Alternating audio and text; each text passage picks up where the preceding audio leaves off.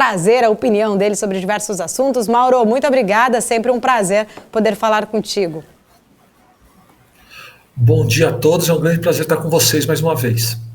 Obrigada, Mauro. Eu queria começar falando um pouco mais do nosso cenário aqui no Brasil. Afinal, estamos aí a 5 pregões, né, da eleição, pelo menos o primeiro turno. A eleição até agora a gente não viu aí mexer com o mercado, né? É claro que pode ser que o ambiente externo esteja realmente mexendo muito mais, tendo um peso muito mais, inclusive, importante aí para os investidores, para a nossa Bolsa por aqui. Mas eu queria entender a sua visão, como que você projeta esta semana? Será que, né, o mercado vai trazer alguma volatilidade aí por conta das eleições? Ou isso só deve realmente fazer preço depois do primeiro turno, só na reta final mesmo, lá para o segundo turno? Olha, eu gosto mais dessa sua segunda parte da conclusão. O lado internacional tem prevalecido, acredito que vai continuar prevalecendo durante toda essa semana. A mudança de tom por parte do Fed, aumentando ainda mais a pressão pela luta da inflação, aumento de juros, o que a gente chama no mercado de hawkish, ele foi extremamente forte nessa luta.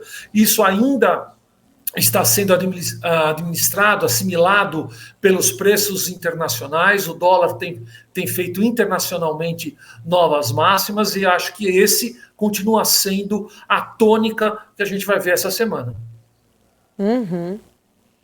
A equipe econômica tem sido ali discutido muito nesse ambiente eleitoral, né? Porque o cenário para o ano que vem segue desafiador, principalmente com as questões fiscais. Qual que é a sua avaliação sobre esse cenário?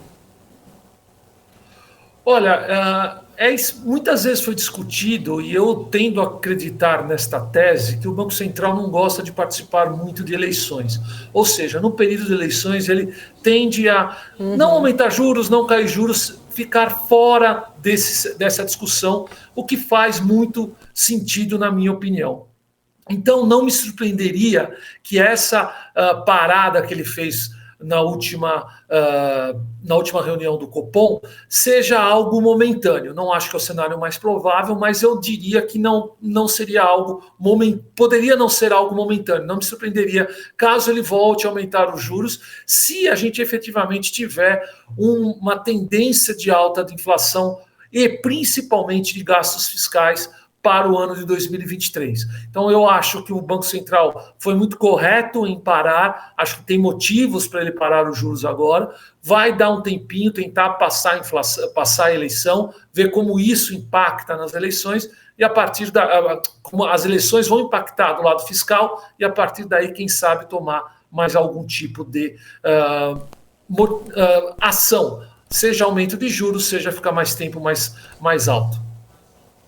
Mauro, você tocou num ponto muito importante, né? A gente sabe muito, principalmente as últimas pesquisas ali, mostram que está muito relacionado à opinião da população do desempenho econômico do país. E isso não estou falando aqui Brasil, não. O próprio Joe Biden tem sofrido uma queda na sua popularidade desde que a inflação começou a disparar lá nos Estados Unidos. E aí você trouxe aí um ponto, né? Que geralmente, em época de eleição, o Banco Central tende a ter ali um tom, às vezes, mais cauteloso, apesar da gente ter um Banco Central aí independente, né, já tendo aí uma independência. Mas hoje, querendo trazer essa questão, saíram os dados do Boletim Focus. Mais uma perspectiva de queda na inflação. A gente já viu algumas medidas que foram tomadas até pelo próprio governo em relação ao combustível, principalmente, entre outras medidas, que tem seguido aí, pelo menos os últimos 2 meses, com queda, né, no crescimento desta inflação. Mas o Banco Central projeta realmente agora um IPCA menos de 6% esse ano, um crescimento do PIB. Você acredita que realmente o Brasil pode aproveitar deste ambiente mais otimista, vamos dizer assim, né? Se descolar exatamente do momento ruim que os outros países estão vivendo, e a gente tem aí, né, tido uma economia um pouco mais fortalecida diante dos outros países, mesmo sendo, né, uma ilha, vamos dizer assim, estamos sujeitos aos reflexos do exterior, a guerra não terminou, mas independente disso, você acha que o nosso desempenho aqui pode ficar melhor aí, pelo menos por um tempo maior?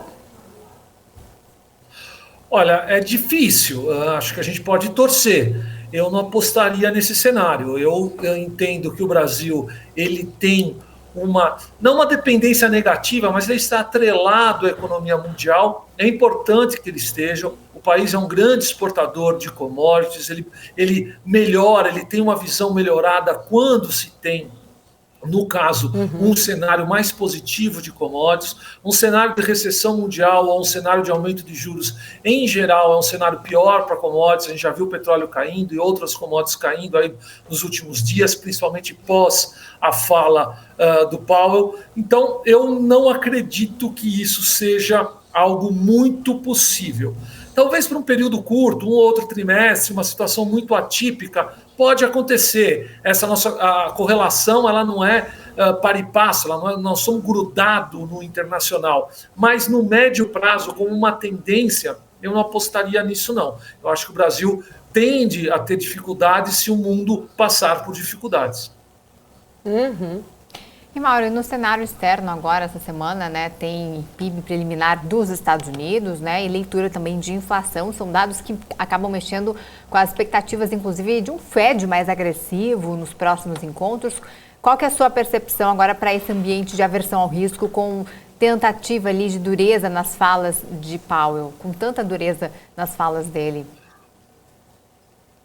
Olha, eu não acho que um indicador vai mudar a convicção do presidente do Banco Central americano. Eu acho que o que ele falou na última vez, né, na própria entrevista pós-FONC, vai continuar presente, ele vai falar mais algumas vezes, ele vai ter oportunidade para mudar a opinião dele caso isso ocorra, mas eu não vejo isso acontecendo no curtíssimo prazo.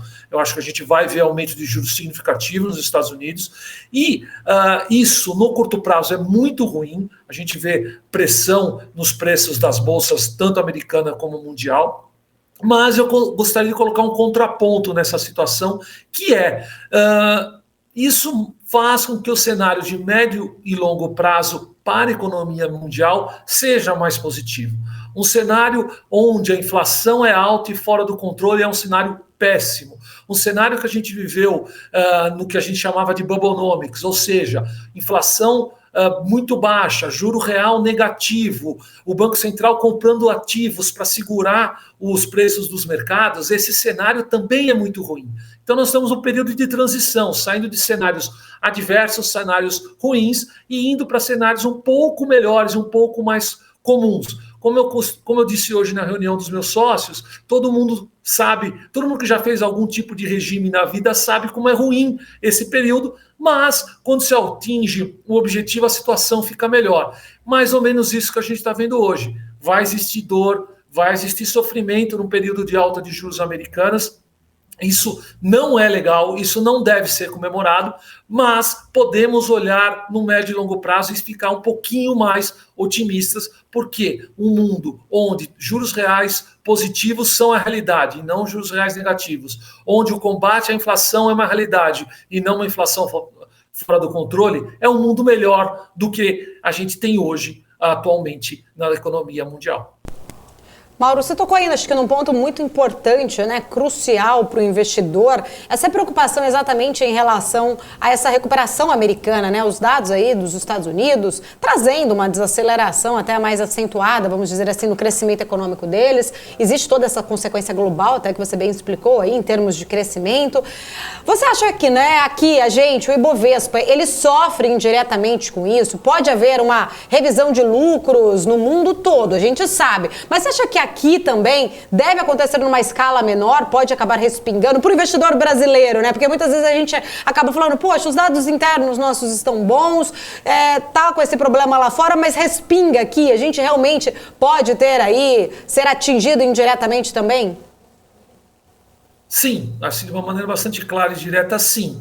O que acontece é, num cenário onde as situações ficam mais complexas internacionais, uma aversão a risco aumenta, mais adverso a investimentos a risco, como é o caso do brasileiro, todos os mercados sofrem e o Brasil não fica diferente. Porém, se o Brasil tem uma situação melhor do que a média, tende a sofrer menos. Não é que não vai sofrer, sofre, mas sofre menos. Eu acho que essa é a expectativa e foi basicamente o que a gente viu de alguma maneira nas últimas semanas. A Bolsa Brasileira e o real sofrendo, mas menos que outros ativos internacionais, como a gente pode ter visto aí nos índices, principalmente nos índices de bolsa.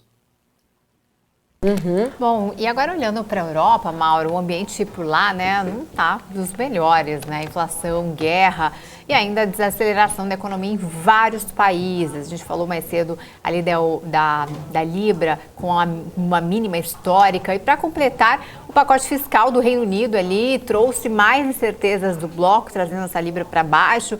Quais as consequências desse cenário turbulento no velho continente? A desvalorização dessas moedas, né, tanto a Libra quanto o euro também, vão derrubar ainda mais a economia por lá? Sim, acho que são duas coisas separadas, mas a resposta é a mesma, sim para os dois lados. Né? A economia do Reino Unido, né, ela está sofrendo vários choques. Todos os choques da economia mundial, seja a inflação, seja o pós-Covid, todos os choques vindo da guerra da Ucrânia e, para piorar, e ainda uma coisa extremamente específica, a segunda onda do Brexit. Então, o Brexit é algo que está um pouco fora do nosso radar, mas que ainda não foi totalmente absorvido pela economia do Reino Unido. Ou seja, é uma tempestade triplamente perfeita o que está acontecendo na Inglaterra. Não é à toa que a Libra tem feito a mínima histórica aí, nessa última semana, e eu não, olhando de hoje, eu vejo com muito pouco otimismo a mudança da economia inglesa no curto prazo. Obviamente é um país que já se reinventou, a gente viu isso algumas vezes, a Margaret Thatcher é um grande exemplo dessa reinvenção inglesa, mas é algo que deve ser primeiro observado. Então, acho que é uma coisa bastante específica. Na Europa, o que foi muito, vamos chamar assim, foi com tristeza que a Europa aceitou o Brexit. Hoje, eu acredito que talvez eles estejam comemorando. Realmente, ter a Inglaterra um pouco separada, um problema a menos da comunidade europeia, é algo positivo. Eles também sofrem com tudo que eu falei, a economia já tem dado sinais de desaceleração, vai chegar o inverno na Europa, e isso vai fazer com que nós tenhamos uma preocupação ainda maior do gás vindo da Rússia. Tudo isso, obviamente, não é novidade, tudo isso já, grande parte, está no preço, mas o consumidor, o cidadão europeu deve ter um inverno bastante difícil, e isso não deve ser positivo em hipótese nenhuma para a economia europeia. Mauro, voltando aqui para nós, né, para o Brasil, pegando um aspecto que sempre, né, acaba ajudando a Bolsa Brasileira em relação são os preços das commodities, né, que sugerem aí, muitos especialistas devem seguir altos. Esse cenário acaba ajudando porque mais de 38% do nosso valor aqui de mercado está ligado a empresas relacionadas aos segmentos. Só que já os juros altos acabam ajudando aí essas ações do setor financeiro também. A gente tem aí alguns setores, né, alguns ativos aqui que estão sendo negociados com um dividend yield médio ali de 10 a 12%, muito melhor até do que outras bolsas oferecem. Mas eu queria entender um pouquinho da tua visão, se nesse cenário de política monetária aqui, local também, nossa, né, restritiva, com uma Selic aí 13,75, sem a gente ter uma perspectiva de quando vamos começar a diminuir esses juros. Os preços, né, altos das commodities, eles tendem também a continuar aí nos beneficiando nessa dinâmica, exatamente por conta da dinâmica do câmbio, beneficiando o nosso índice, ou não? Pode ser que realmente a gente esteja aí suscetível a esse peso pior aí do exterior. O preço da commodity, a definição de commodity é um ativo cujo preço é definido internacionalmente porque ele não tem, via de regra, uma grande identificação de marca. Então, milho é milho, arroz é arroz e assim sucessivamente. Essa é uma definição muito, muito simplória do que a gente chamaria de commodity. Isso quer dizer o quê? Se o preço é definido internacionalmente, o que acontece no mundo, ele é importado do Brasil. Um pouco melhor, um pouquinho pior, dado o câmbio que a gente tem, dado a valorização ou desvalorização do real, mas de qualquer maneira, o que se vê é uma importação deste preço por ser efetivamente commodities, como eu falei. Então, a minha perspectiva é, se o mundo efetivamente tiver um aumento de risco, a possibilidade de uma recessão americana aumentar e a gente tiver um 2023 mais problemático, um crescimento menor do que a gente tem a perspectiva hoje, eu acredito sim que a gente tenha um sofrimento maior na Bolsa Brasileira, principalmente nas ações que estejam atreladas a commodities. Isso não quer dizer que seja abrangente. Cherry picking sempre vale a pena num mundo onde você tem uma característica forte, existem ações que podem se beneficiar, entre elas, como você muito bem colocou, bancos, o juro real positivo em geral é positivo para bancos, uma recessão mundial em geral é ruim para bancos, tem que analisar direitinho qual dos dois cenários vai se prevalecer no caso brasileiro, mas efetivamente existem classes de ativos que podem se beneficiar num cenário de um crescimento menor do que a gente tem visto ultimamente. Tá certo, Mauro Morelli, quero agradecer, sempre um prazer poder falar contigo aqui na nossa programação, seja sempre muito bem-vindo aqui na BMC News. Bom dia a todos, espero que a gente tenha uma semana um pouquinho mais tranquila. Vamos lá, obrigada, Mauro.